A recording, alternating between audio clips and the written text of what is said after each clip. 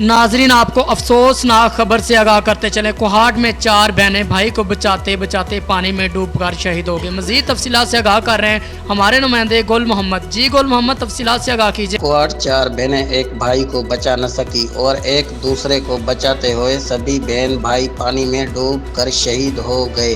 कोहाट के नवाई इलाका शेखान में मकीम ज़िले और कज़ई से ताल्लुक़ रखने वाले एक ही घर के 5 बच्चे के बाद देखकर पानी में डूबकर शहीद हो गए। शहीद होने वालों में 4 बहनें और एक भाई शामिल है, जो एक दूसरे को बचाते हुए पानी में डूब गई। जी गुल मोहम्मद, आपका बहुत शुक्रिया।